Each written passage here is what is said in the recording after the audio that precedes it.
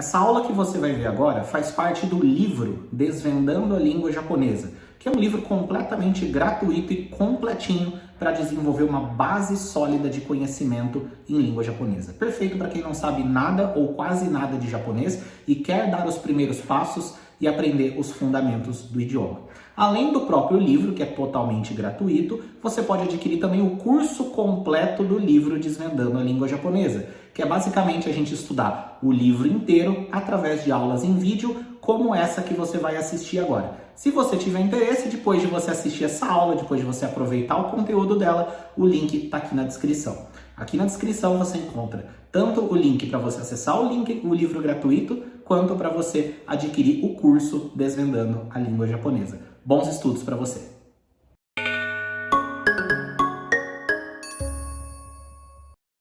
Agora vamos falar de elementos de kanji. E a principal lição dessa aula que eu quero trazer para você é que os kanjis não são formados por traços aleatórios.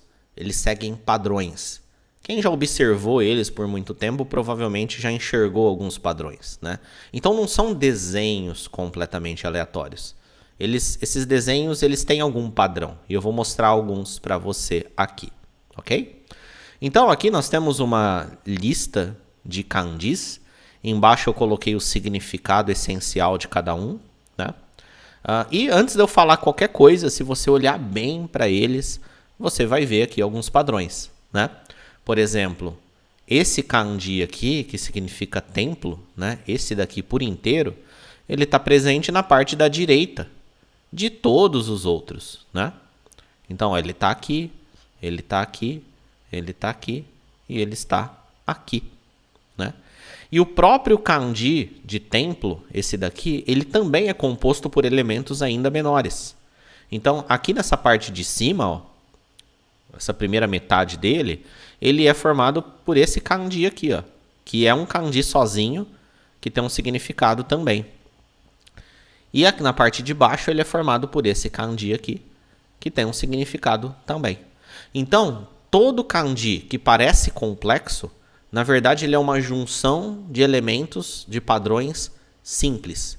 Tudo se resume a um padrão simples, e aí a junção desses padrões mais simples formam um kanji mais complexo, ok? Apesar disso, não significa que cada traço tem um significado, ok? Você não consegue chegar no significado desse kanji aqui analisando os pedacinhos dele. Em alguns casos, alguns elementos ajudam, e eu vou mostrar isso para você daqui a pouco. Mas quando a gente está lendo kanji, ou a gente sabe o kanji como um todo, ou a gente não sabe. Não existe essa análise da letra como um todo, tá bom? Não existe essa análise profunda. Quando um japonês está lendo e ele vê esse símbolo, ele não vai pensar no significado de cada traço. Ele sabe que esse desenho como um todo significa templo, tá? Ou, melhor, a nossa fórmula, né? Forma, som, significado, tá bom? Então aqui a gente vê um kanji sendo usado dentro de outro. E essa parte da esquerda de cada um deles também é um elemento padronizado. Existem vários outros kanjis que do lado esquerdo tem esse aqui. Inclusive nas aulas anteriores você já viu o que significa sol, dia. Está presente na palavra Japão, né? Então ó, esse da esquerda aqui é o kanji de dia, né? Que é um kanji mais simples. E o kanji que significa tempo, ele é a união ele é formado, né? Aqui, ó, ele não é uma palavra formada por dois kanjis. É um kanji que é formado por pedaços ou outros kanjis mais simples juntos, né? Inclusive, eles ficam mais espremidos aqui, né? Para ocupar o mesmo espaço, tá? Então, aqui tem o kanji de dia e aqui tem o de templo. Isso forma o tempo. Agora, já falei isso, mas vou aproveitar o exemplo. Quando um japonês está lendo, ele não para pensar que eu tenho o dia e eu tenho o templo, isso vira o tempo. Não existe esse raciocínio, tá bom? Esse bloco como um todo já é aprendido e memorizado como tempo. Esse aqui é o samurai, né? Esse aqui significa esperar e esse aqui significa poesia, tá bom? Então, principal lição, os elementos se repetem. Tá bom?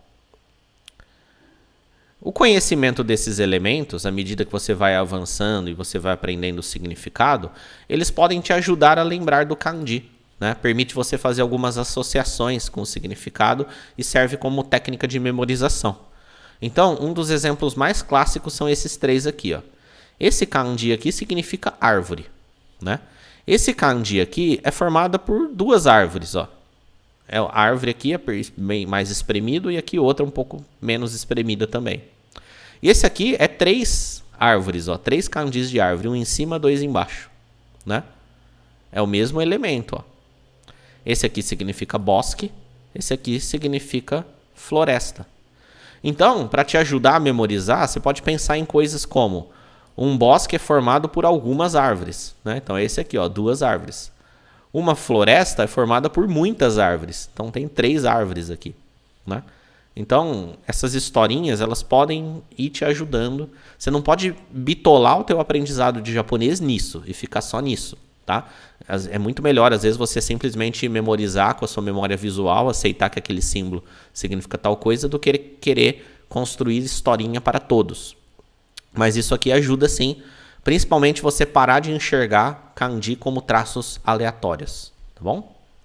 Outro exemplo aqui que utiliza o kanji de árvore, né? Então temos aqui a árvore, né? E esse daqui significa mesa, tá? Ele tem um significado de mesa.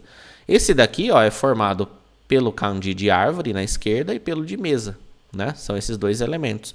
Então, só disso você já consegue ver que esse aqui não são traços aleatórios, né? Esses elementos aqui, esses pedaços dele, têm significado, né? São padrões que se repetem e que vão aparecer em outros. Aí é mais como quebra-cabeças mesmo, que tem as peças prontas. Um kanji são peças prontas, unidas, tá bom? Bom, como que a mistura de árvore com mesa pode resultar numa escrivaninha? Você pode usar a sua imaginação, tá? Não significa que tem uma regra para isso aqui. Mas uma mesa feita de madeira é uma escrivaninha? Pode ser, né? Você pode pensar nisso. A escrivaninha é a mesa de madeira, né? Madeira vem da árvore, então. Mas não significa que esse raciocínio foi usado para criar o kanji, tá? Às vezes, sim.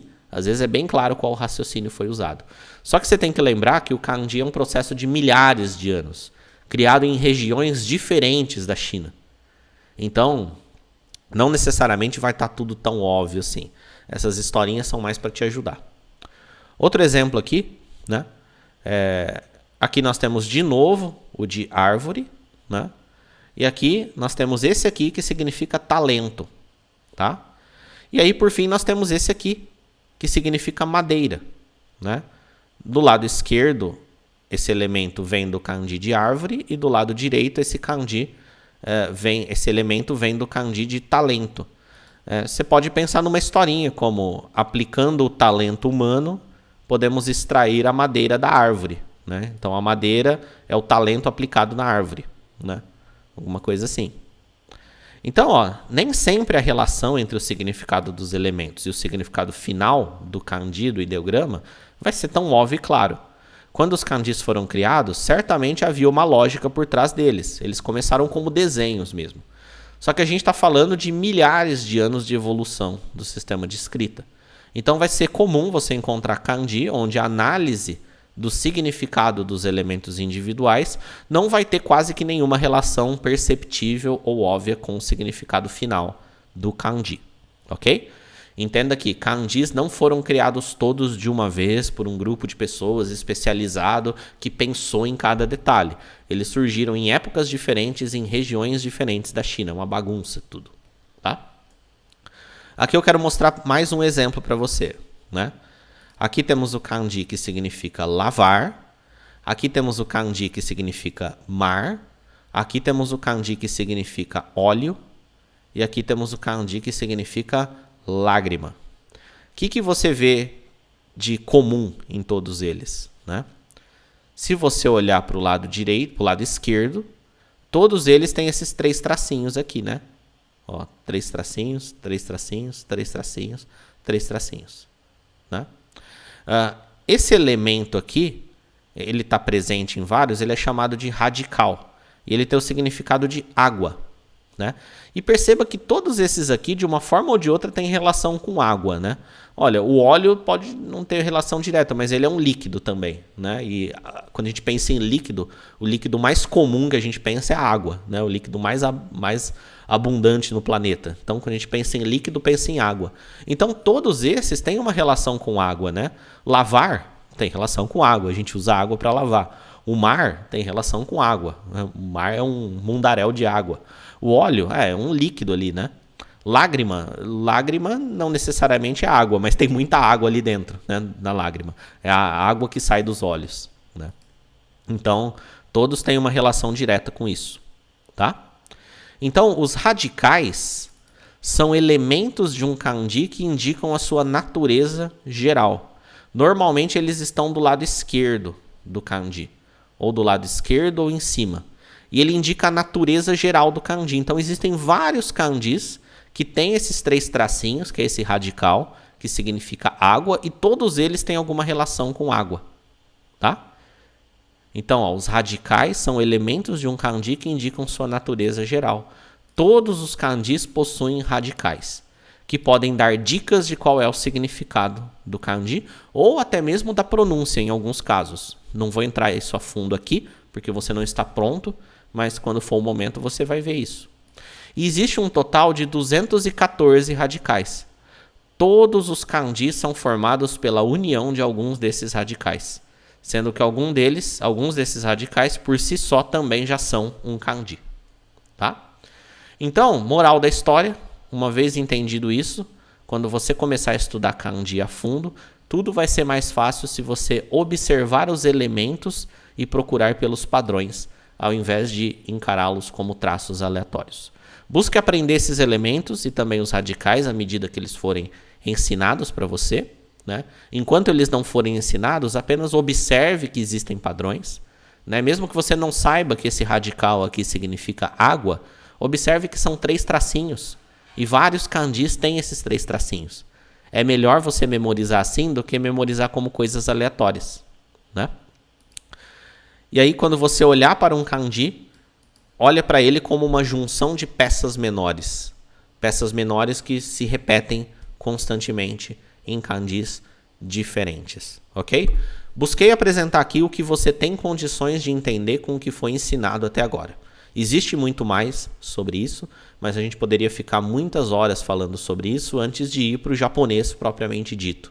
Mas lembrando que uma criança japonesa, quando ela começa a estudar isso na escola, ela já sabe falar japonês. Ela já tem uma base, ela já entende o idioma como um todo. Então, por enquanto, é melhor você aprender isso de forma mais superficial, como eu trouxe aqui, aprender essa base do idioma, aprender a falar palavras, aprender a falar frases, e aí você vai aprendendo mais coisas a respeito das características dos kanjis. Se você gostou dessa aula, clica no gostei, garante que você está inscrito no canal para você ser notificado de todas as nossas novas aulas de japonês que nós publicamos aqui consistentemente. E mais importante, deixa o seu comentário com as suas dúvidas, dizendo o que você aprendeu e o que você gostaria de aprender também. Sua participação é muito importante. Lembrando que aqui na descrição do vídeo você tem acesso ao livro completinho, Desvendando a Língua Japonesa, e também todas as outras informações da nossa escola de japonês. Estou te esperando nos próximos vídeos. Tchau, tchau!